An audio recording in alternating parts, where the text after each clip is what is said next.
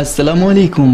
بیان بھی سنیں مگر مفتی حنیف صاحب جڑا مانگرول بیانات آفیشیل یوٹیوب چینل کو سبسکرائب کریں اور بیل آئیکن یعنی گھنٹی کے بٹن کو بھی دبا دیں اور ہاں لائک شیئر اور کمنٹ لازمی کر دیں.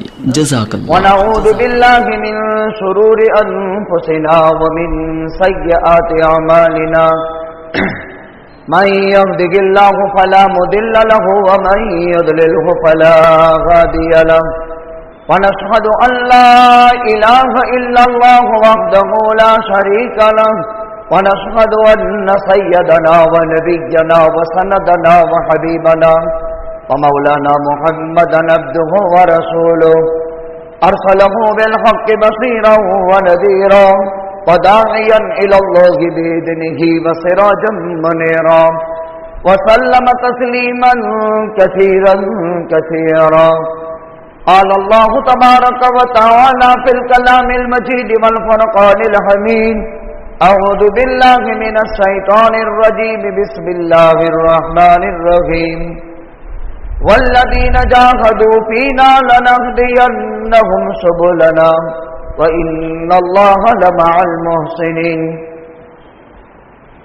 وعن ابن عباس رضي الله تعالى عنهما قال أخبت الله آدم بدجنا أرض الهند ونزل معه الحجر الأسود وقبضة من أثر الجنة فبثه في الأرض. صدق الله العلي العظيم وصدق رسوله النبي الأمي الكريم ونحن على ذلك لمن الشاهدين والشاكرين الحمد لله رب العالمين. واجب الاحترام بزرگوں اور دینی بھائیوں، اگلی جمعہ میں 10 محرم الحرام عاشوراء محرم اور واقعہ شہادت حسین ابن علی اور ان کے 72 جانثار کی شہادت کے کچھ ثمرات اور فوائد ذکر کیے تھے. چونکہ یہ محرم الحرام کے ساتھ عیسوی سن کے حساب سے اگست کا مہینہ چلتا ہے اور ہمارے بھارت دیش میں 15 اگست جشن آزادی اور یوم آزادی منایا جاتا ہے. تو چونکہ اگست اور محرم ایک ساتھ ہو گئے اور تقریباً سوموار کے دن 15 اگست بھارت دیش کی آزادی کا دن شمار ہوتا ہے. سن 47 اور 15 اگست تک وہ دیش انگریز کے ظلم ستم سے آزاد ہو کر کے اس ملک میں امن و سلامتی کی لہریں چلی تھی.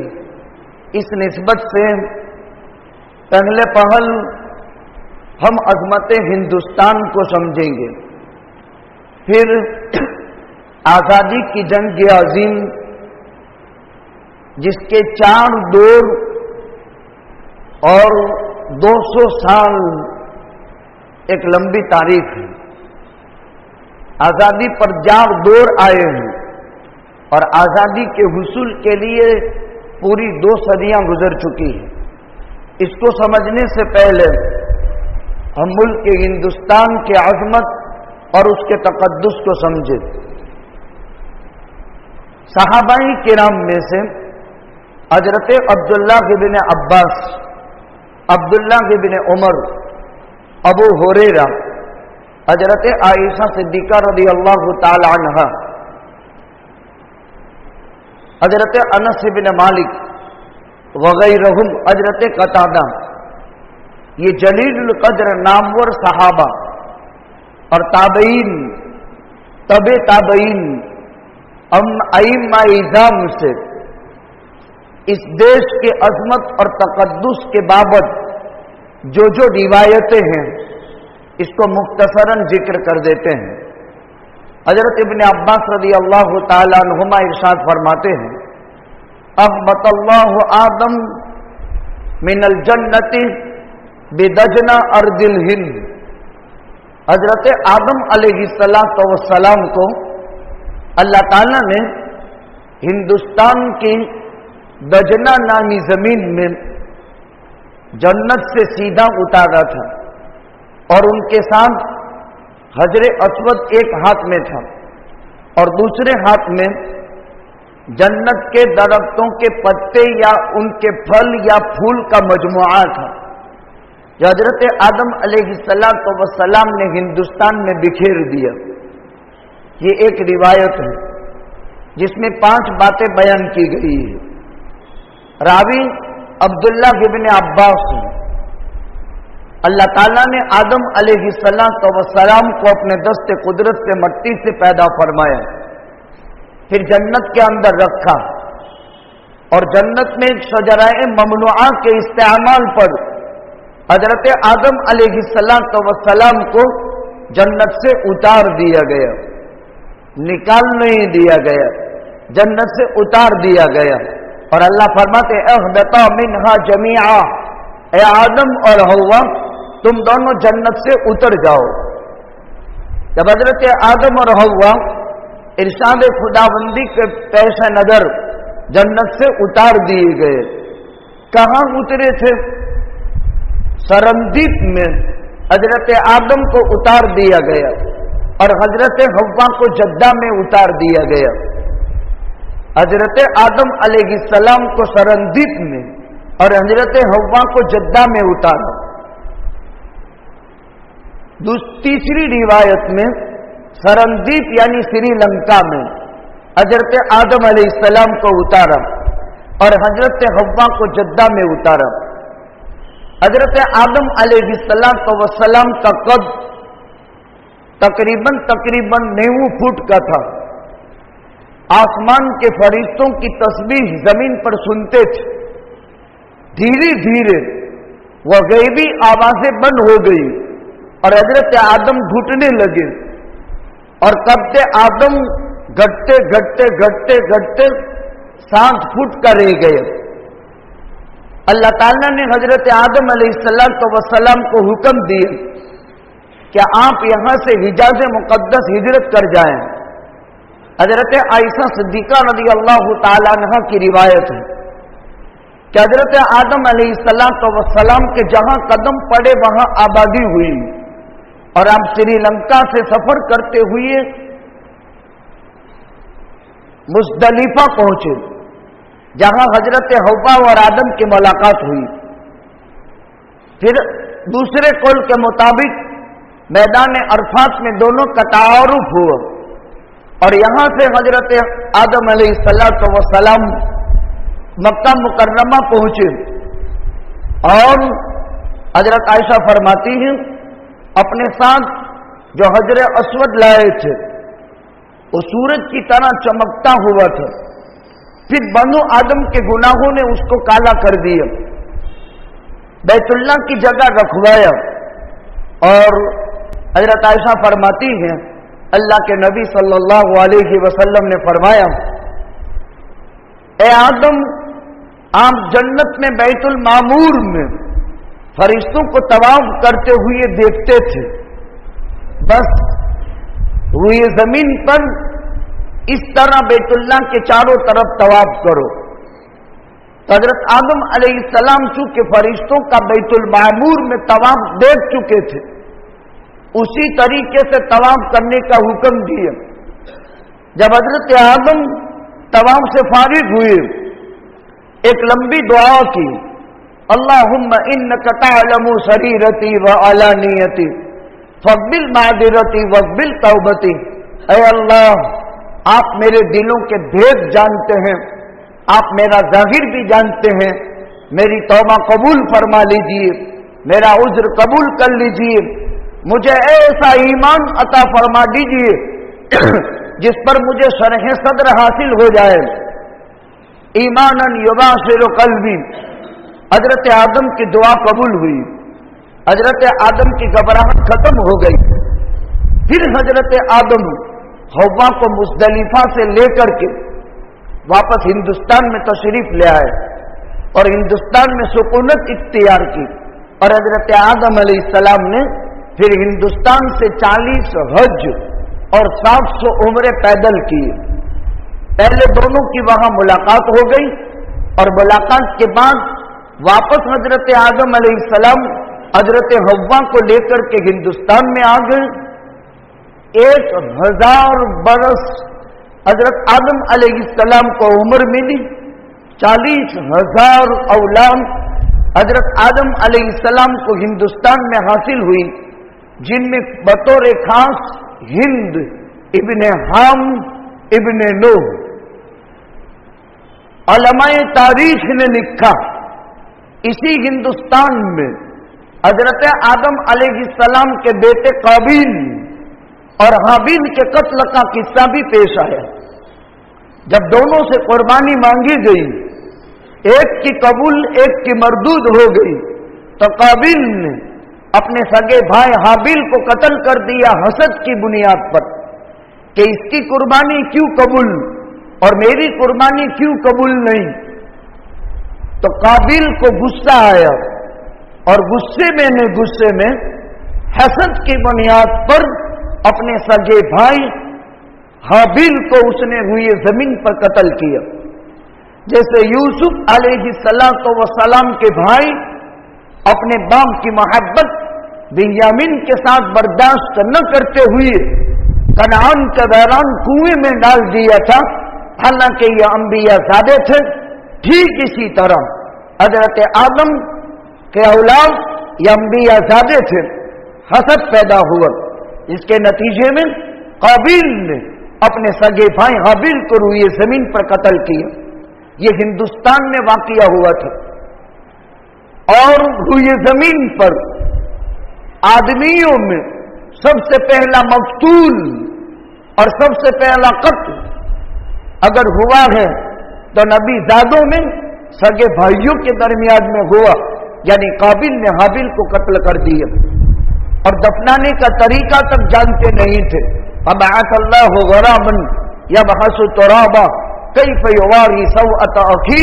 कुरान में तदफीन का तरीक, एक कौवे को भेज करके खुदा ने जमीन खुरेदवा करके काबिल को बतलाया, फिर इस तरह अपने भाई के नाश को उसने जमीन पर छुपाया।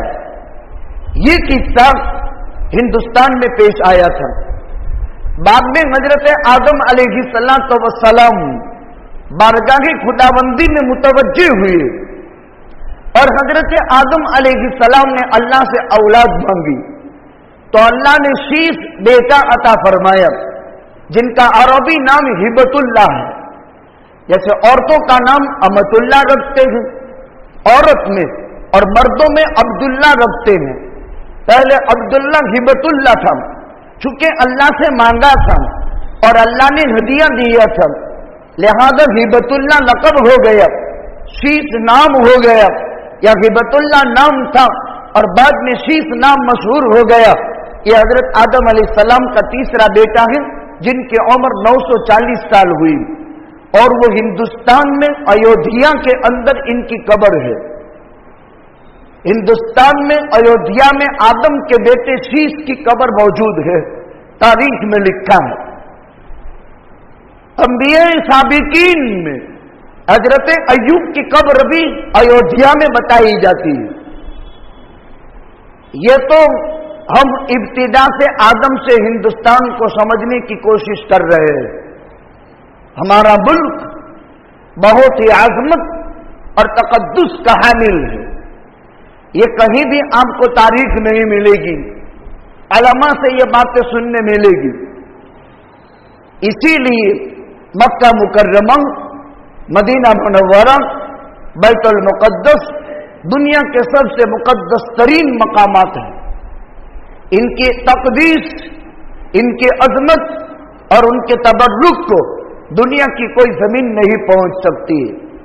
मक्कतुल मुकर्रमा बैतुल्लाह की वजह से, मदीनतुर रसूल नबी करीम सल्लल्लाहु अलैहि वसल्लम की वजह से, बैतुल मुक़द्दस मुसलमानों का क़िबला अव्वल होने की वजह से शाम, जिनको अर्द मुक़द्दस कहा, ये पूरी दुनिया में सबसे मुसल्लमुस्सुरूर और सबसे मुतबर्रक और सबसे बरगुज़ीदा और सबसे मुक़द्दस मकामात है। लेकिन इन मुक़द्दस मकामात के बाद हिंदुस्तान की अज़मत रोज़े अव्वल से मुसल्लम है। अब तक हजरत आयशा सिद्दीक़ा, हजरत इब्ने अब्बास की दो रिवायतें पूरी हुई। हजरत अबू हुरैरा रज़ी अल्लाह ताला अन्हु फरमाते हैं, अल्लाह ताला ने हजरत आदम अलैहिस्सलाम को जन्नत से श्रीलंका के अंदर उतार दिए और हजरत आदम अलैहिस्सलाम हिंदुस्तान में उतरे। जिला हैटून में एक पहाड़ है जिस पर 2 घंटा पैदल चल करके पहुंचाया जाता है।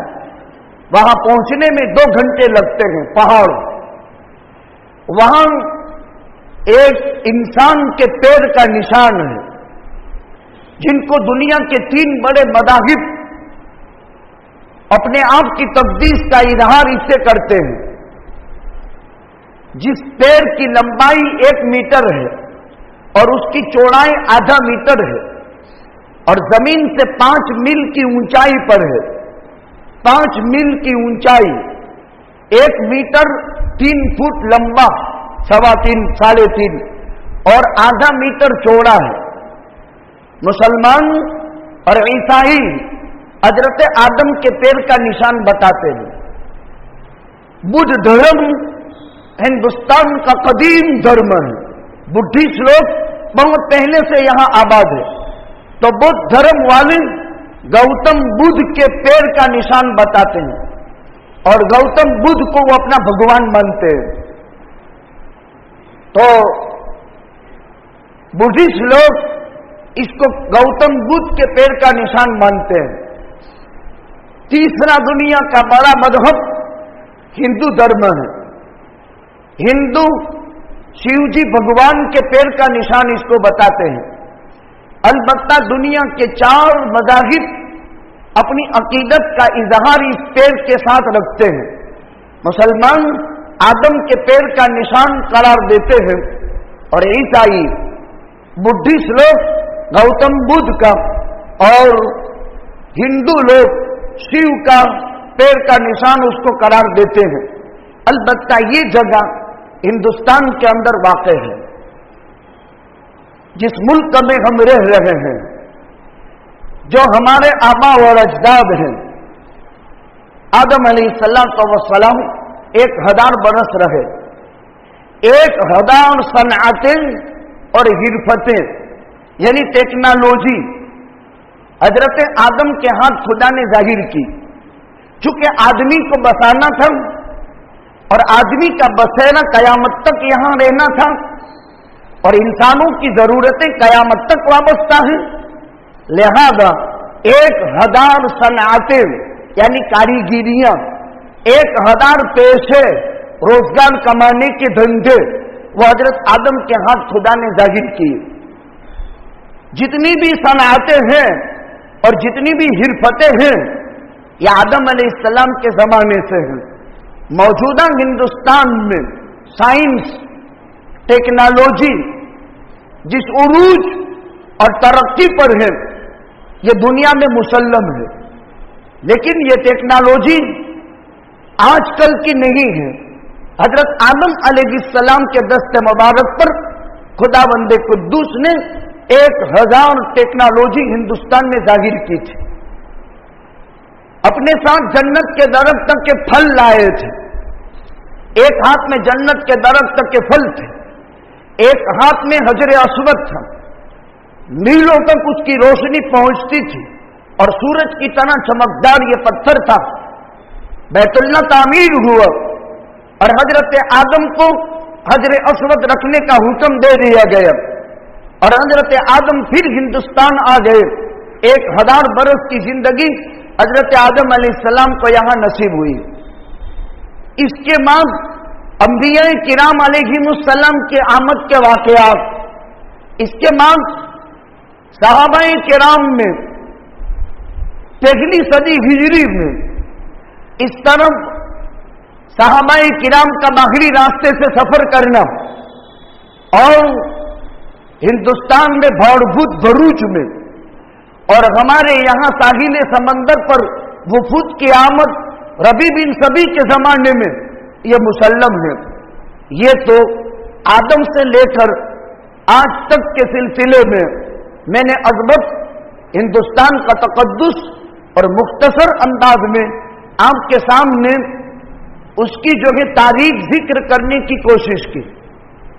انبیاء کی آمد، انبیاء کی قبروں کا یہاں ہونا، جیسے شیش اور ایوب علیہ السلام کی ایودھیا میں، اور بعض لوگوں نے لکھا ہے کہ حضرت آدم کی قبر بھی ہندوستان میں ہے، یا حضرت آدم کی قبر بیت اللہ صفا مروہ کے درمیان میں ہے، یعنی حجاز مقدس میں. دو قول ہیں. ایک قول کے مطابق حضرت آدم کی قبر یا تو ہندوستان میں ہے، یا تو حضرت آدم علیہ السلام کی قبر حجاز مقدس میں ہے، مکہ مکرمہ میں، مطاف میں. یہ ملک انسانوں کے ہاتھ تعمیر ہوا، اور اس ملک کی تعمیر اور ترقی میں انبیاء کے ہاتھ لگے. اسی وجہ سے انسان کو آدمی کہا گیا. حضرت شیخ الاسلام مولانا حسین احمد مدنی نور اللہ مرقدہ نے لکھا، تمام اسلامی کتابوں کے اندر یہ بات روز روشن ہے. حضرت شیخ الاسلام فرماتے ہیں کہ ہندوستان میں ہی حضرت آدم علیہ السلام کی زندگی کی 1000 بہاریں نصیب ہوئی ہے، اور ہندوستان سے 40 حج اور 700 پیادہ عمرے حضرت آدم علیہ السلام نے کی. اللہ کے پیغمبر صلی اللہ علیہ وسلم بھی ہندوستانیوں کی خوشبو کی وجہ سے ہندوستانیوں کو پہچان لیتے تھے اور فرماتے تھے کہ یہ ہندوستانی ہے. اسی لیے علماء نے لکھا، چونکہ ہندوستان جنت سے سیدھا پھل اور درخت اگر کسی دیش میں آیا ہے تو ہندوستان میں، اس نسبت سے ہندوستان کے پھلوں میں خوشبو دنیا کے کسی پھل میں نہیں، اور ہندوستان کے درختوں کی رونق ایسی دنیا کے کسی درختوں میں رونق نہیں ہے. یہ ملک ہمیشہ سے سونے کی چڑیا رہا. حکومتیں بدلتی گئی، حالات آتے جاتے رہے. یہ دنیا کا روزمرہ کا قاعدہ ہے. شہادت حسین 680 میں پیش آیا. میں نے اگلی جمعہ میں ذکر کیا. 1498 عیسوی سن تھا. 1498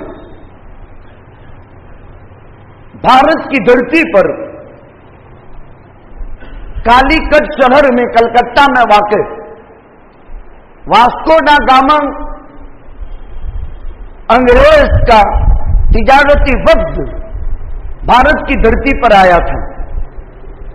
1498 اس وقت 1701 میں مغلیہ سلطنت کا آخری طاقتور حکمران سلطان اورنگزیب عالمگیر رحمت اللہ علیہ، جن کے دربار میں 500 مفتی ہر وقت رہتے تھے ججز، اور کوئی مسئلہ آیا ان کو پیش کرتے تھے اور 500 علماء اس کو حل کرتے تھے.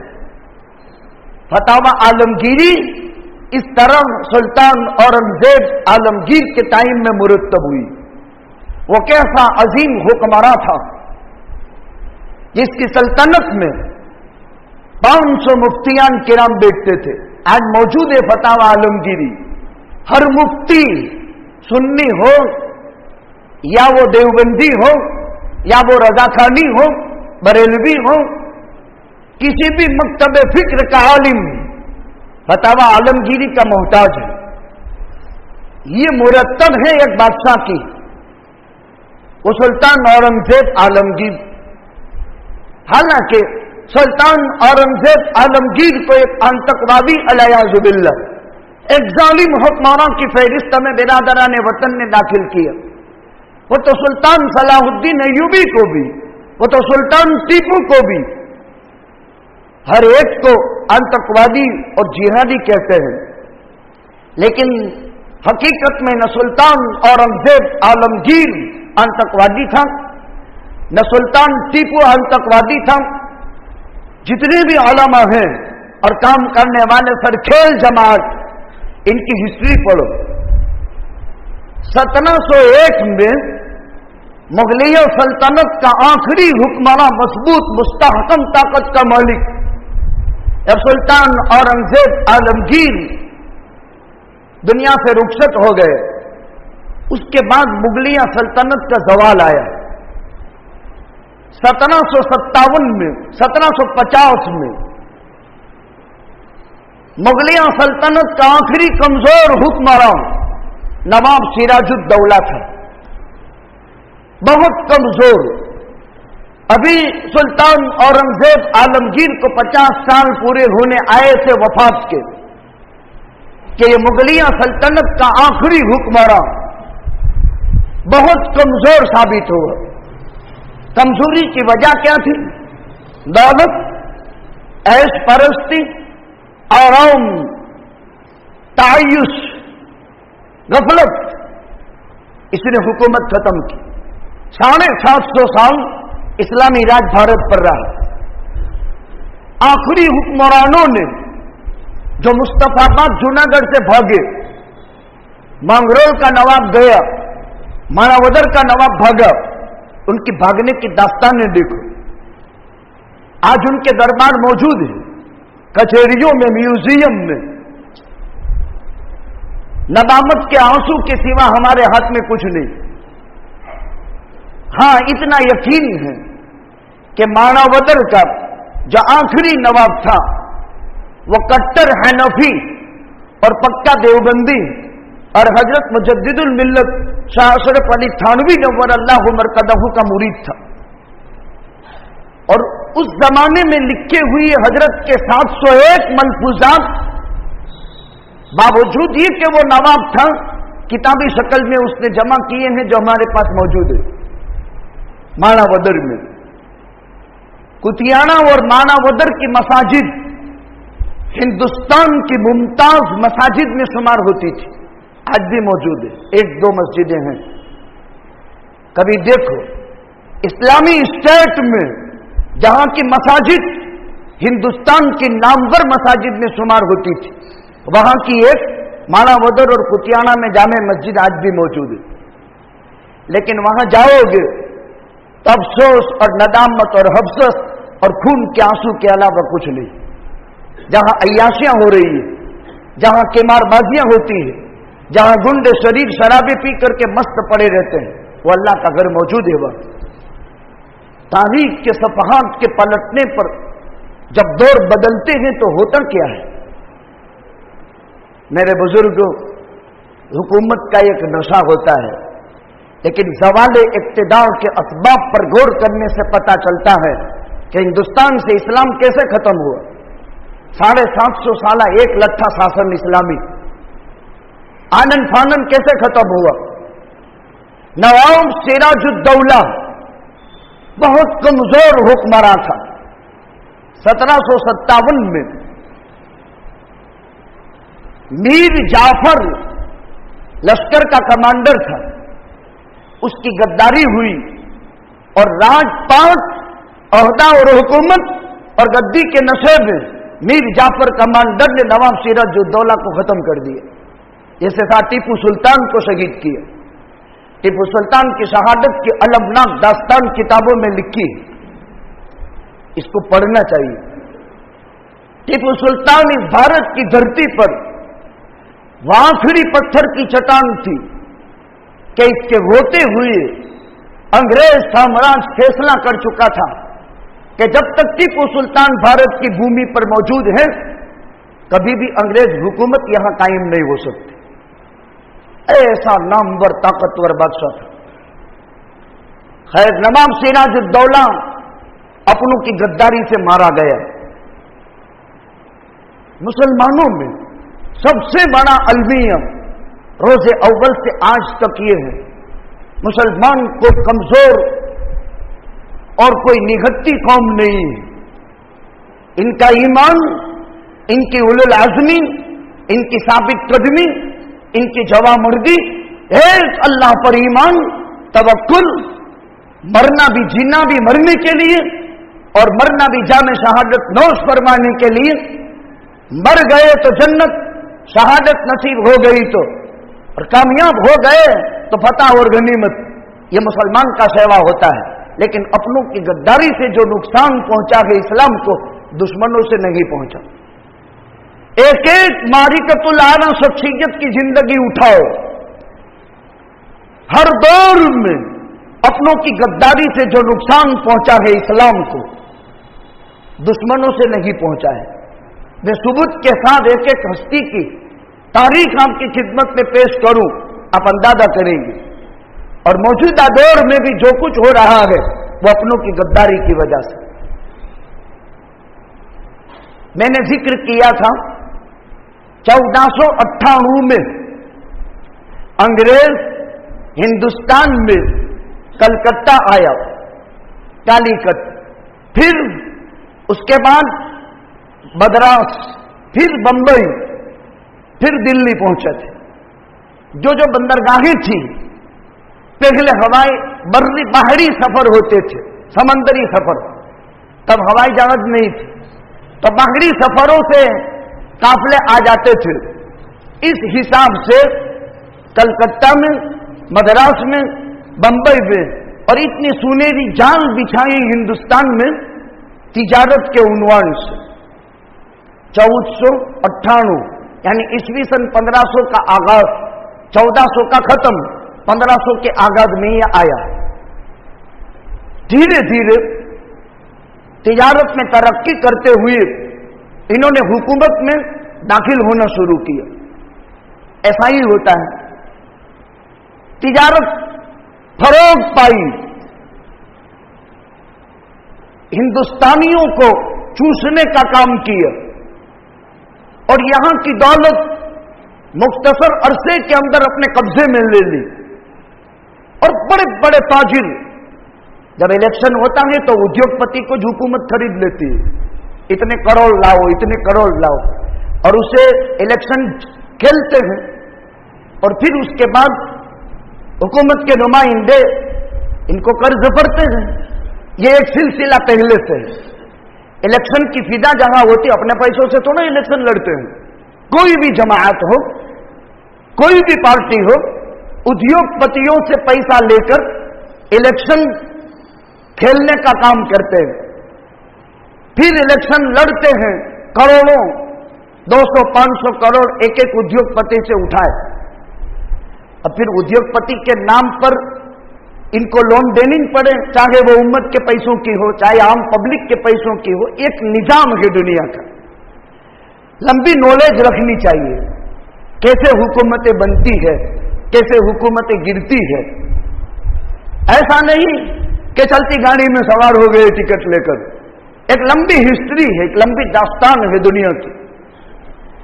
کتنا سنہرا جال بچھایا، بزنس، ویپار بہت اچھا ہے، دیش ترقی کرے گا۔ جہاں تجارتیں پھلتی پھولتی ہے، دنیا وہاں اپنا قدم ڈیرے ڈال دیتی ہے۔ اس لیے پوری دنیا جہاں تجارت کا سینٹر ہوتا ہے وہاں ڈیرے ڈالتی ہے، کماتی ہے، اور وہاں سے پیسہ لے کر اپنے ملک کا سپلائی کرتی ہے۔ 1498 سے لے کر 1757 تک بہت لوٹا۔ اس ہندوستان کی سرزمین پر پہلا وہ قائد اعظم، مجاہد ملت، سرزمین ہندوستان کے عبقری شخصیت شاہ ولی اللہ محدث دہلوی کھڑے ہوئے، اور شاہ ولی اللہ محدث دہلوی نے رؤساء، امراء، نواب سب کو جمع کیا۔ عالم جمع کر سکتا ہے، رؤساء، امراء، نواب کیا کرتے تھے؟ عیش و عشرت کی زندگی، راحت اور آرام، وہ ٹیکس دے دیتے تھے، ان کے خزانے بھر دیے تھے۔ عیش و عشرت کی زندگی نوابوں کی تھی، امراء کی تھی، مالداروں کی، تاجروں کے عیش کی زندگی تھی، چونکہ وہ خزانے ان کے بھر دیے تھے انہوں نے۔ شاہ ولی اللہ محدث دہلوی نے بھارت کی سرزمین پر سب سے پہلے 1757 میں ان کو جمع کیا، اور ان کو جمع کر کے کہا کہ دیکھو، انگریز سامراج اس ملک پر اپنا خونی پنجہ جمائے ہوئے ہیں، اور حکومت کے اندر وہ دخل انداز ہو چکا ہے۔ دھیرے دھیرے اس ملک کو کھینچ کر چوس کر کے یہاں سے سارے خزانے امٹ کر کے لے جائے گا۔ اگر تمہیں इस मुल्क को बचाना है और इस मुल्क में इस्लामी तशख्खुस और शायर इस्लाम को बचाना है, तो तुम्हें ऐश और आराम के नक्शे से बाहर निकलना पड़ेगा। तायुस छोड़ो, ऐश परस्ती अच्छी चीज नहीं। तायुस छोड़ो, राहत और आराम कम करो और इनकी नापाक जहरीली स्कीमें समझो। ये साबलीगुल्लाह मुहद्दिस देहलवी ने सबसे पहले अंग्रेज साम्राज्य की स्कीम को नवाबों को समझाया और हमारा को समझाया, लेकिन जो तायुस के आदी हो जाते हैं और जो हुकूमत के नशे के शिकार हो जाते हैं, उनको ये बातें समझ में नहीं आती। इनके बाद दौर आता है शाह अब्दुल अजीज मुहद्दिस देहलवी का। शाह अब्दुल अजीज मुहद्दिस देहलवी हिंदुस्तान की सरजमीन का वो आली मर्तबत अबकरी जात हैं जिन्होंने जिहाद का फतवा जारी कर दिया, और इस फतवे के बाद अब हिंदुस्तान में अजीब कोहराम मचा और तकरीबन 42 साल मुसलमानों ने, हिंदुस्तान ने अपने प्यारे वतन की आजादी के लिए कोशिशें की। और जब शाह अब्दुल अजीज मुहद्दिस देहलवी का फतवा डिक्लेयर हुआ, उस मौके पर उलमा मदरसों को छोड़कर, तलबों तालीम गाहों को छोड़कर हुज्जतुल इस्लाम मौलाना रशीद अहमद गंगोही, हजरत मौलाना मोहम्मद कासिम नानोतवी, हाजी इमदादुल्लाह महाजिर मक्की अपनी खलवतगाहें छोड़कर, अपनी खानकाहें छोड़कर, सब में छुट्टी करके वो मैदान जिहाद में उतर गए। और शाह अब्दुल अजीज मुहद्दिस देहलवी के दौर में खुसूसन उलमा की जो तौहीन हुई, जो कत्लेआम हुआ और जो इहानत हुई, हाथी पर बिठाया जाता, दरख्त पर फंदा फांसी का होता और हाथी चला दिया जाता, और ऊपर जो है इनकी लाश को फांसे में लटकती रहती, सुगरों की खालों के अंदर पूर करके गटरों में डाल देते थे, जिंदा जला देते थे। ये दौर इंतहाई सब्र आजमा रहा, जहां तकरीबन हिंदुस्तान के मुकद्दस नामवर 25,000 उलमा का कत्लेआम हुआ और तोपों के दहानों पर खड़ा करके, तोप मार करके फिदाओं में इनकी गोश्त और पोस्ट और हड्डियों को जो है हवाओं में उड़ाया जाता था। एक जमाना वो था। शाह अब्दुल अजीज मुहद्दिस देहलवी के बाद तीसरा दौर आया, हाजी इमदादुल्लाह महाजिर मक्की, जिन्होंने शामली में जंग लड़ी और इसके कमांडर मौलाना मोहम्मद कासिम नानोतवी थे और मौलाना रशीद अहमद गंगोही थे। पूरे उलमा ये जंग 7 साल चली और इन 7 साल में ये जंग हार गए।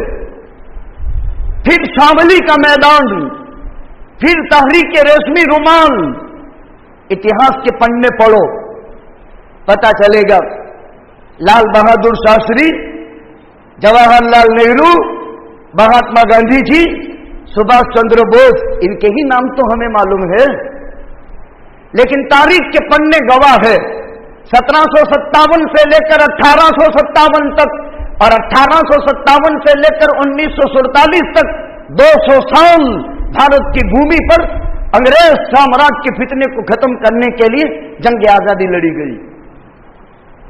तीसरा दौर हाजी इमदादुल्लाह महाजिर मक्की का, जो शामली की जंग हार गए। फिर तहरीक रेशमी रुमाल चली, लंबे लंबे मज़ामीन। फिर 1947 में यह देश आजाद हुआ। इस साल सोमवार को जश्न आजादी मनाया जाएगा। आप शरीक होना किसी तकरीब में। अब तो गांधी जी भी निकल गए। ये चंद नामवर नाम और मुश्किल से मौलाना अबुल कलाम आजाद आपको सुनने में मिलेगा, मौलाना अबुल कलाम आजाद।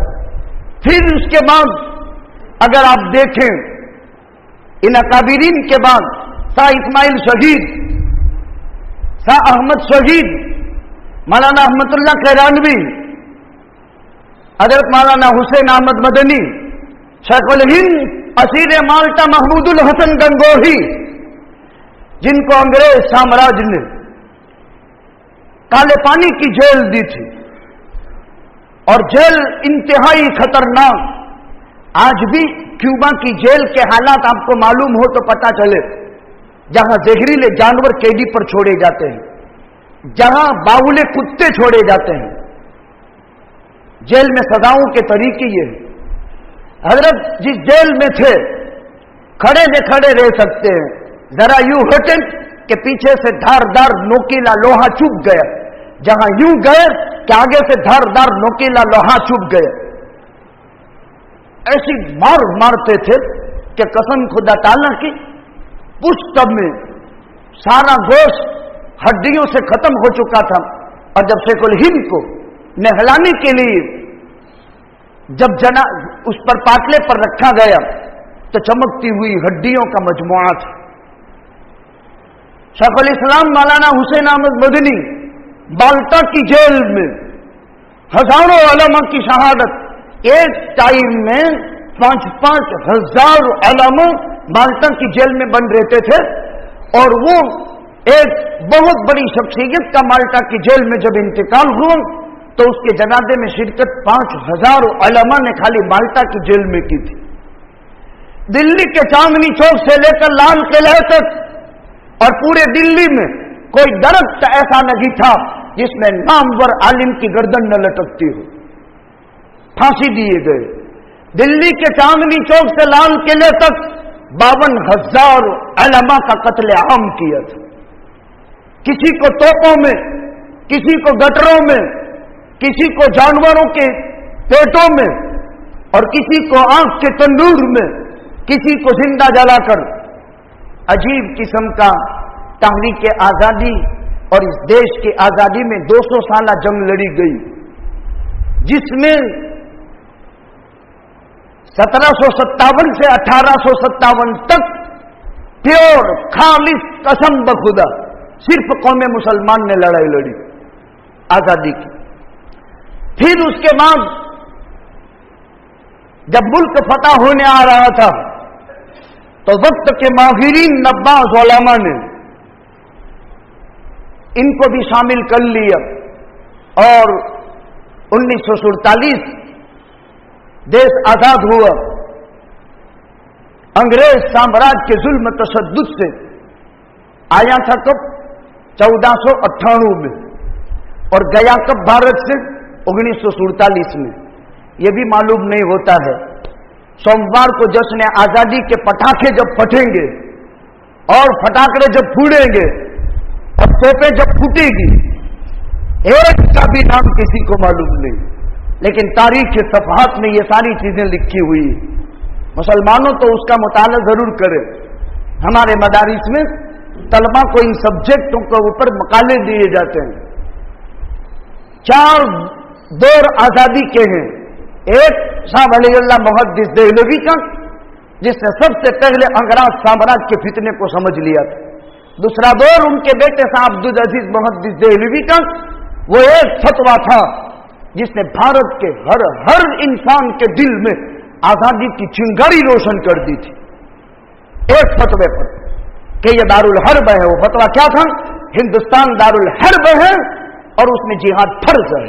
بس 2 لکیریں تھی، ہندوستان دارالحرب اور اس میں جہاد فرض. پھر تو نکل پڑے مجالس کے طلبہ، علماء، خانقاہوں سے مشائخ، دعوت و تبلیغ سے سارے ساتھی، اور پھر مسلمان کے ساتھ برادران وطن. اور 3 سال گزرے، 1950 آیا. 3 سال میں 40 افراد پر مشتمل ایک تحریک ساز اور عالی مرتبت، جس نے دیش کی تمام تر جنتا کے لیے ایک بہترین قسم کا بندھارن اور ضابطہ دیا جاوے. 3 سال میں 2.5 سال کی محنت کے بعد 1950 کے اندر بھارت کا بندھارن تیار ہوا، جس میں حضرت مولانا ابوالکلام آزاد، शाह इस्माइल सगीद रहमतुल्लाह अलैह, हजरत शेखुल इस्लाम मौलाना हुसैन अहमद मदनी रहमतुल्लाह अलैह, हजरत शेखुल हिंद मौलाना महमूदुल हसन गंगोही नव्वरल्लाहु मरकदहु, मुसलमानों में से नामवर शख्सियत 5 से 7 थी। फिर ये 40 रुकनी अफराद पर कमेटी को मुख्तसर करके 11 अफराद की एक कमेटी तश्कील दी और बंधारण वजूद में आया। इसको भारत देश का बंधारण कहा जाता है, इसको आईन कहा जाता है, इसको दस्तूर कहा जाता है। इस दस्तूर में दलित से लेकर ब्राह्मण तक, मुसलमान, ईसाई, सिख, हिंदू, पारसी, भारतीय भारत का वासी हर एक के हुकूक दिए गए। आजादी को भारत में 75 साल पूरे हो गए। परसों सोमवार को 75 साल देश की आजादी को पूरे हो जाएंगे। अब देश फिर से वापस गुलामी की जंजीरों में धकेला जा रहा है। सबसे ज्यादा कुर्बानी तो कौम मुस्लिम की गई, खून बहा तो मुसलमानों का, इस्मतें लूटी गई तो मुसलमानों की, जायदादें जब्ती हुई तो मुसलमानों की। एक लंबी कुर्बानी की अजीम दास्तान। अब इस बंधारण को खत्म करने की कोशिश और एक नया राष्ट्र प्रेम, राष्ट्रवाद, हुब्बुल वतन के उन्वान से एक नया बंधारण तैयार हो चुका और उसके अमल दरआमद की कोशिशें जारी, बल्कि उनके हिसाब से मुकम्मल हो चुकी। फिर से इस देश को हिंदू राष्ट्र डिक्लेयर करने की काविशें और कोशिशें तैयार हो चुकी। यानी 75 साल के बाद 200 साल की कुर्बानियों से जो आजादी हासिल की थी, वापस वो गुलामी में तब्दील हो रही है। अगर ये गुलामी में तब्दील न हो और ये भारत देश सोने की चिड़िया बाकी रहे, अमन सुकून यहां बहाल रहे, इसके लिए बुनियादी चीज मुसलमानों का तकवा और खौफ खुदा।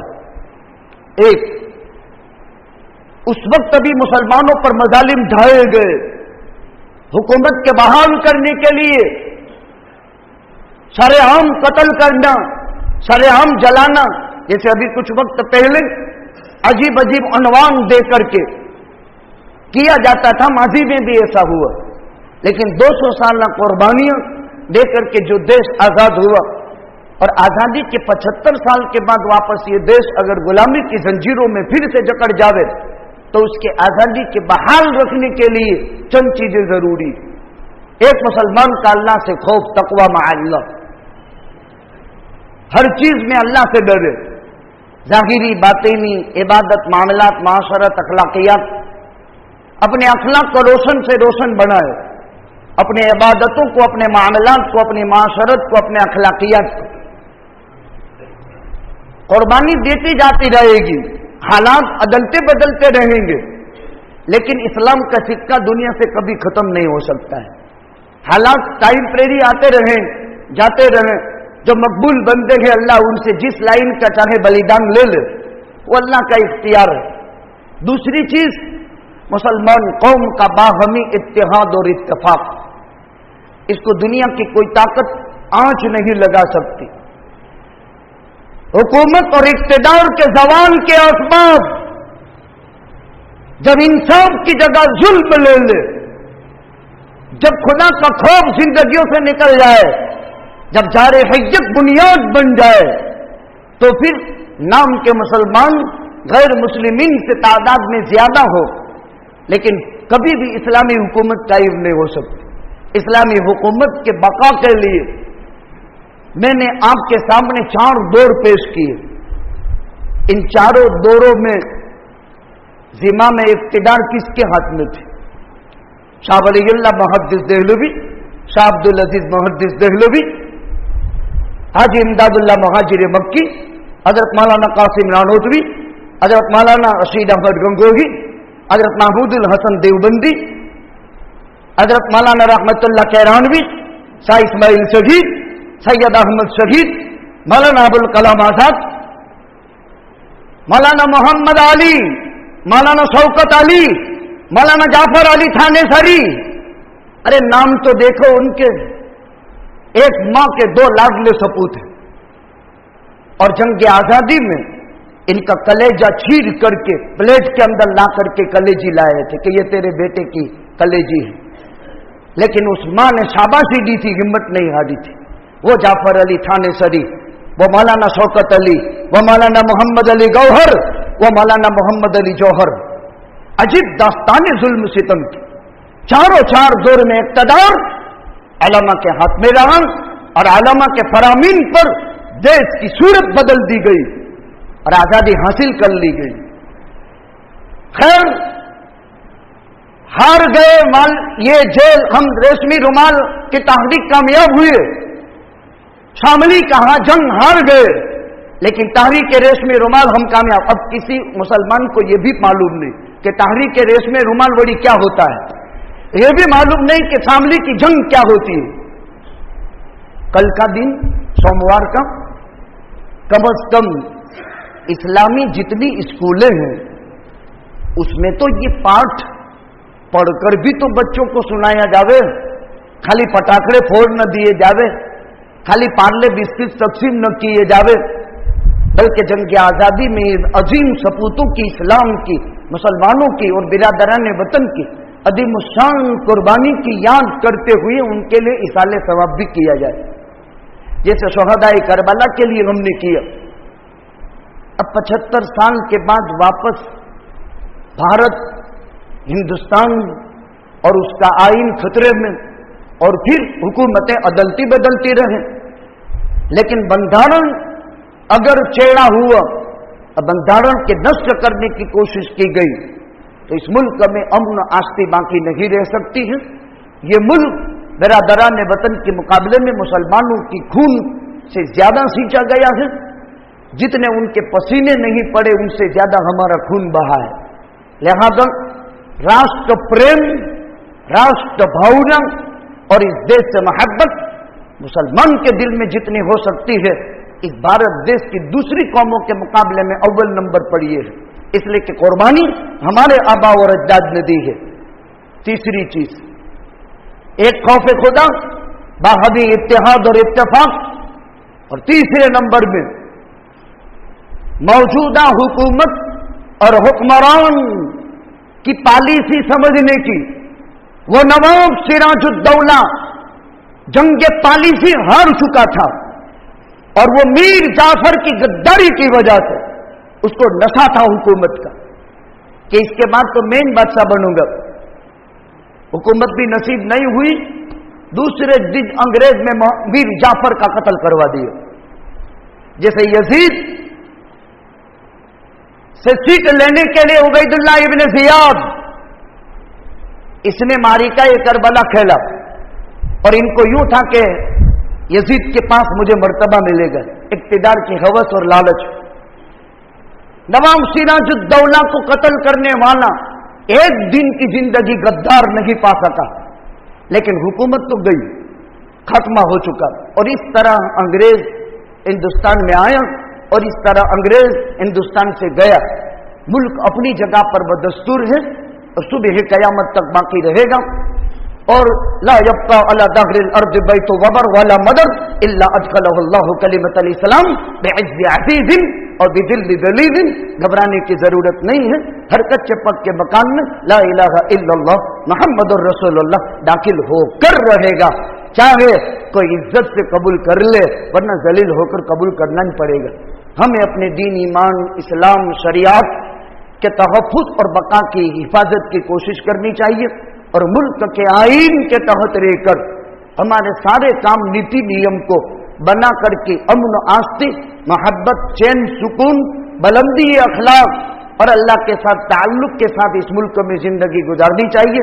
इंशाअल्लाहुल अज़ीज़ दुनिया की कोई ताकत इस्लाम और मुसलमानों का बाल बेकार न कर सकेगी। व आखिर दावाना अनिल हम्दुलिल्लाहि रब्बिल आलमीन।